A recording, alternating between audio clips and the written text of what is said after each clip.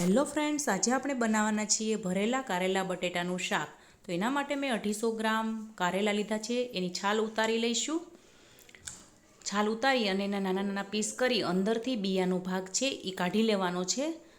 આ બધા પીસમાંથી બિયાનો ભાગ કાઢી અને આપણે તેમાં મીઠું ભરવાનું છે. કારેલામાં આપ જોઈ શકો છો મીઠું ભરાઈ ગયું છે. હવે 10 મિનિટ સુધી મૂકી દેવાના છે. મીઠું ભરાઈ જાય ને પછી ઢાંકીને હવે એક કુકરમાં પાણી મૂકી અને આ કારેલા અને એક બટેટાના કટકા કરી અને બાફવા માટે મૂકી દેવાના છે. આપ જોઈ શકો છો. અને કુકરનું ઢાંકણ બંધ કરી 3 સીટી થવા દઈશું અને કારેલા બફાય ત્યાં સુધીમાં આપણે મસાલો કરવાનો છે.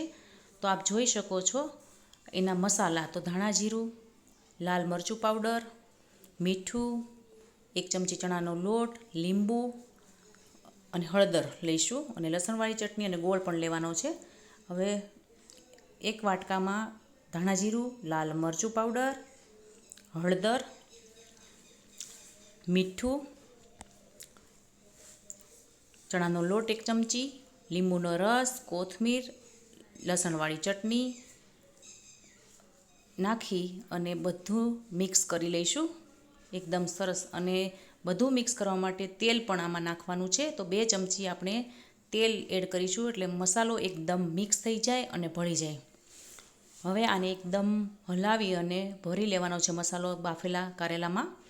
આ તમે જોઈ શકો છો એક પછી એક બધા કારેલાને મસાલોથી ભરી દઈશું.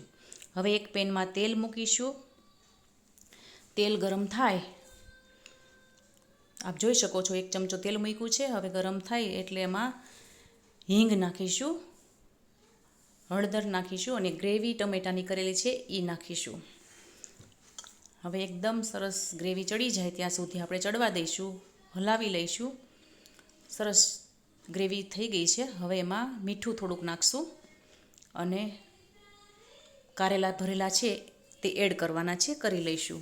કારેલા એકદમ મસ્ત ચડી જાય પછી આપણે બટેટા છે એની છાલ ઉતારેલી હોય એ બટેટા એમાં એડ કરવાના છે. આપ જોઈ શકો છો સરસ મજાનું ગ્રેવીવાળું શાક તમને દેખાય છે. હવે બટેટા નાખીને હલાવી લેવાનું છે.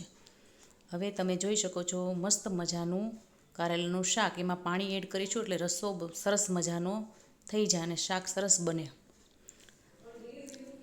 આપ જોઈ શકો છો એકદમ મસ્ત ભરેલા કારેલાનું શાક તૈયાર છે. આપ જોઈ શકો છો. Thank you.